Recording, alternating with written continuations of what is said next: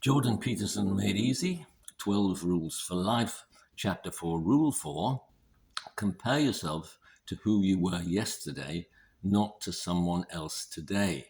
I'll leave the link below to the first video in this series, which explains why I'm doing these simplifications of Peterson.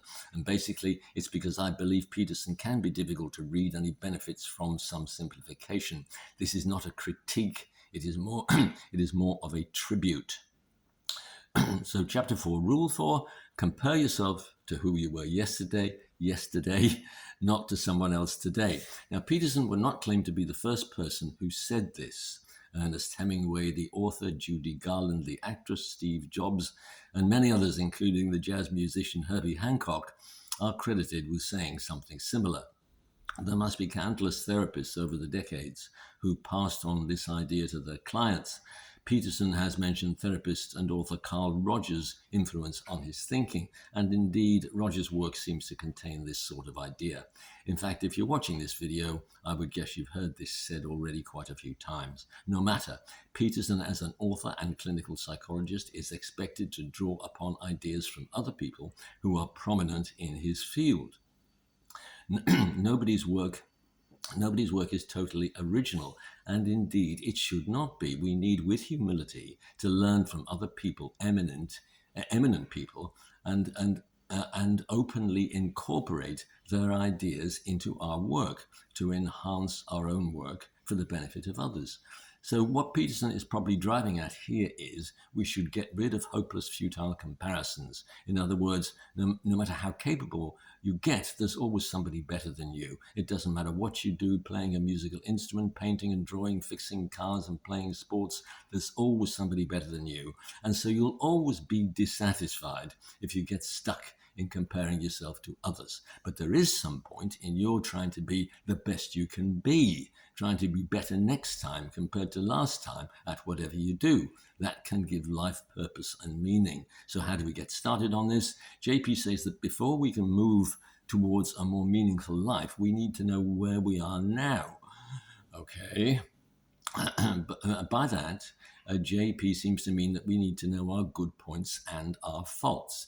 To be more content with life and find a more meaningful life, we need to start facing up to our faults. We are all human, and so we all have faults. When we allow ourselves to see our faults, we can do something about making our faults smaller, giving them less influence on our lives. In order to decide where JP is coming from here, we need to remember that he has a lot of experience in practice as a clinical psychologist, giving people what we might broadly call psychotherapy. And so what he's doing here in this chapter is giving his readers the gist of what psychotherapy contains. And then we, as his readers, can be a sort of therapist to ourselves. Most of you out there, that is, most people, do not need psychotherapy. Most of you do not need psychotherapy. And if you think you might need psychotherapy, then you need to talk to somebody about that, your doctor, for example, but that's not the majority of you. So let's say psychotherapy is about getting to know ourselves and growing as a person, seeing our faults, reducing the negative effect on our life, and thereby achieving a more constructive and meaningful life. Therefore, these ideas from psychotherapy can be useful to everyone without actually going to see a psychotherapist. So the majority of people just need to get the gist of some of the ideas in psychotherapy by reading Peterson's chapter 4 or watching this video. And then instead of having a conversation with the therapist, Peterson suggests we have a conversation with ourselves about these ideas.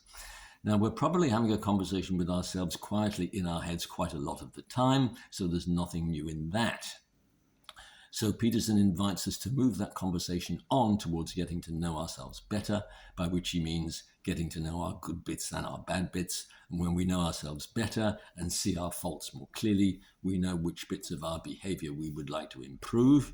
And JP suggests we should attempt to make those improvements a bit at a time. Do not overstretch ourselves and do not be too ambitious. Keep making small changes over a long time, maybe over years. And after a period of time, our life can become significantly different, less driven by our faults, in a way which leaves us with a more meaningful life than we had when we started. However, having a conversation with ourselves about ourselves, including the negative bits of our personality, can be quite difficult. And it may be difficult to know where to start and what to say to ourselves. For example, if you simply read chapter 4 of Peterson's book and talk to yourself about what it says, it's easy to see how you might not make much progress facing up to the truth about ourselves, even within the privacy of our own thoughts, can be difficult. So a better way, if it were available, would be to talk with other JP readers, other Peterson readers, about this conversation with ourselves and discuss what we're each saying about ourselves and how honest or not we can be with ourselves about reducing the negative bits of our personality. However, you might not meet many other JP readers, Peterson readers. You could therefore try having a conversation with other Peterson readers in the comments section of this video. How do we get started? What do we talk about when we're having a conversation with ourselves about our life so far? Well, there are big things and little things in our lives which we are already in the habit of talking to ourselves about. Big things, for example, we talk with ourselves about decisions on buying a house or a flat, how to borrow the money to buy it, or decide to give up the idea of buying a property, a decision about marrying our partner or ending the relationship with our partner. We're not sure about what to do, so we talk it over in our heads. There are decisions to talk over with ourselves about how much to spend on our hobbies, such as tickets for a football match, how much to spend on a holiday, how much to spend on clothes, how much to spend on food and alcohol. Should we try and save some money? If so, how much? There are work-related things which we need to talk over with ourselves with the aim of improving our life. One or two people at work don't like us. How do we know what to say to them, how to react to them, what to say to other people about them? We might talk to ourselves about what to say to our co-workers and people in our social lives about the issues of the day, cost of transport to work, transition to renewable energy, a whole range of so-called hot button issues. All this sort of stuff, we talk it over in our heads with a view to making some sort of decision about how to behave or what to say. Now, Peterson sharpens up. How do we know how to have all these conversations with ourselves in such a way as to lead us to making the best decisions for a more meaningful life? Or do we just go with the flow and do or say what it takes for a quiet life and to make other people like us? If we do that, then we are simply an echo chamber, repeating what others say, living by the talk of others, not knowing ourselves enough to say what is best for us. This is an important point from Peterson. He asserts that we put up with things or pretend to like things because we feel obliged to do so. Okay? And when this happens, we show that we do not know ourselves. We are not aware that we're driven by a desire to please others, and we seem to have overlooked the need to drive to a more meaningful life.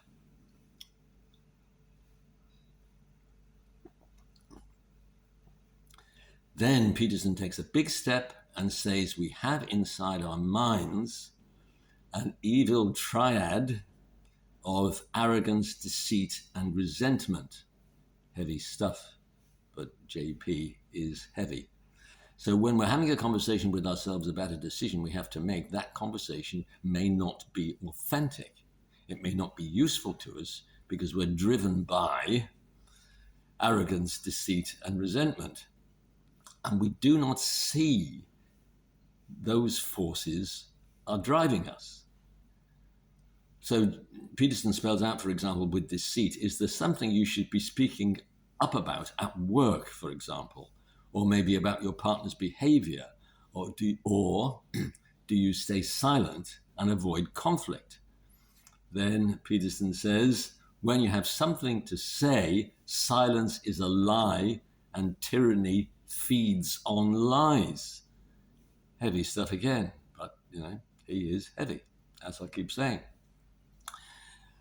However, heavy or not, Peterson's work is valuable, so let's continue along these lines. And confession time. When Peterson says our inner world contains arrogance, deceit, and resentment, he's not making these up. He's not making these ideas up. these heavy ideas come from various forms of psychotherapy. They're authentic ideas, and I can see the truth in them. Okay, I'm not all three of these things every minute of every day, but I might be resentful one day, content the next day, then arrogant and deceitful another day, but not the following day, and so on. On some days, I can catch myself being arrogant and stop for a while. On other days, I don't manage to stop and I'm arrogant all day. So I'm sure you get my drift.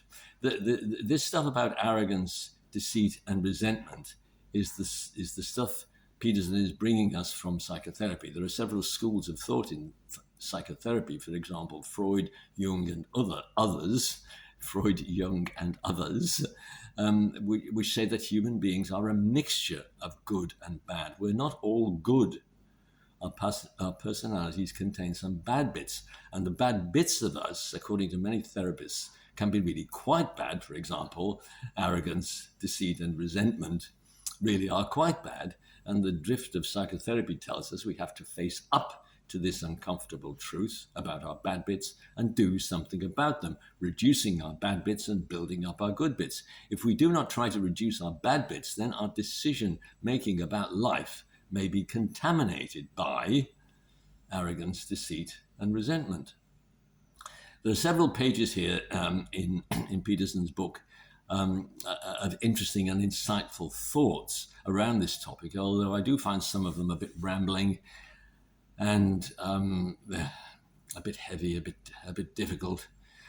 Peterson talks, for example, about a psychology experiment. Now, there's no time to go into all the details here, but the drift of it is the experimenter asked some participants to look for a few minutes at a video of a small group of people passing a ball to each other. And at the end of the video, the participants were asked to say how many times the ball was passed, and not surprisingly, they answered correctly.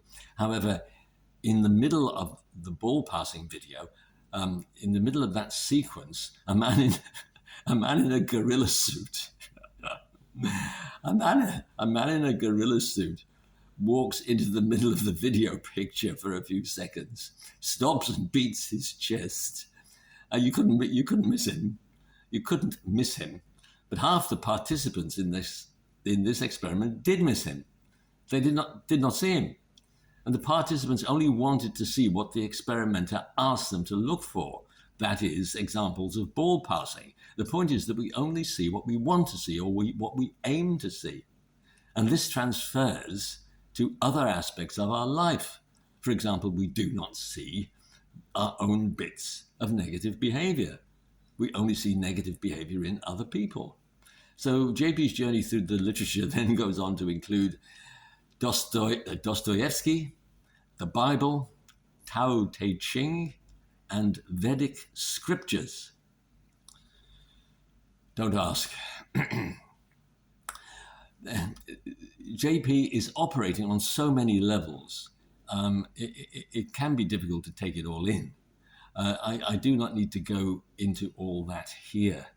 I'm trying to find something more concise. I'm trying to find clear targets which show what Peterson is driving at. So we need to go back to the chapter title, Compare yourself to who you were yesterday, not to someone else today.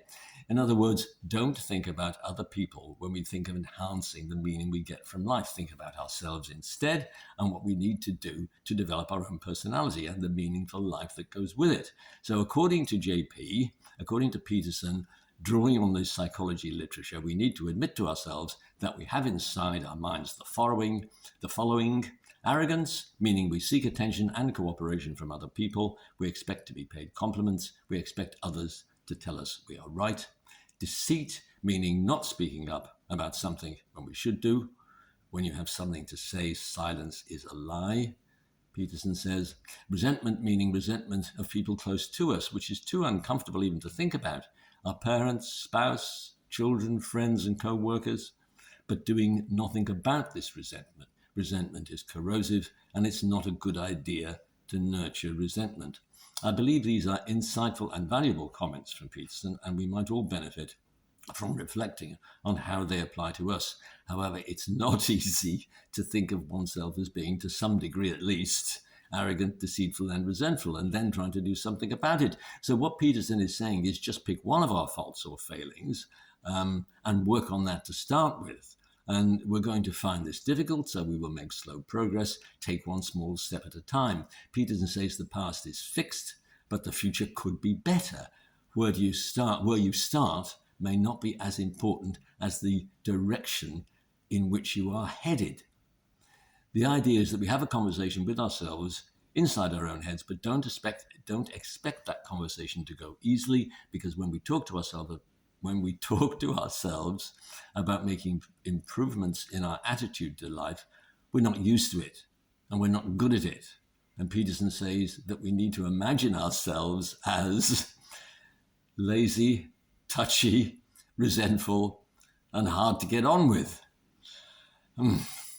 Heavy stuff again from Peterson, but he's simply telling us how difficult it will be to have a real, authentic conversation with ourselves. Don't be too ambitious. You need to make your first change in your life a small change, and then reward yourself with something such as a beer or a coffee. Then make another small change the next day, and so on. And then Peterson says, quotes, do that for 3 years, and your life will be entirely different, end of quote. JP's a bit short on examples of everyday behavior which we could target for meaningful improvement. I was expecting him to say something like tidy your room at this point. This is one piece of advice that he's well known for. I suppose he might also suggest something like making an effort to say hello to somebody you can't really be bothered with, or in the sandwich shop, hold back and let somebody take their place ahead of you in the queue, or say, yes, you have a point to someone whose conversation you find really irritating. The idea is to move forward to the point where you're looking at where you're going wrong in your interaction with others and finding your own solutions, so making your own life a little better every day. You are developing the capacity to see clearly what you have to do and say, and not base your words and actions on what you see of life through the fog of your own faults. You no longer have to be resentful, because you do not really reliably know that somebody else's life is better than yours. For example, they might have recently been diagnosed with a serious illness, and there may be other family tragedies which they've had to contend with. You no longer have to be frustrated, because you're aiming low and easily complete the behavior changes which you've set yourself, so you experience success, a sense of emotional release, not failure. You're going in an upwards direction that gives you hope for a bigger, better quality of life, a more meaningful life. So, there we are. If you'd like to read something along similar lines to JP, but in simpler style, you might try my book, Men Fall in Love and Women Make Plans. It's a problem solver for young Western men on how to relate to women, young single Western men on how to relate to women. The UK to my book is given below. But it may be better if you type the title, Men Fall in Love and Women Make Plans, and the author's name, that's me, Anthony Mersey, Mersey, to get it to come up on Amazon. Click subscribe and then click all, no fee to pay if you would like to be notified of future videos. Please leave comments. You could have a conversation with each other in the comment section below, a conversation about talking to yourself about how to proceed towards a more meaningful life. Thank you for watching. End of video.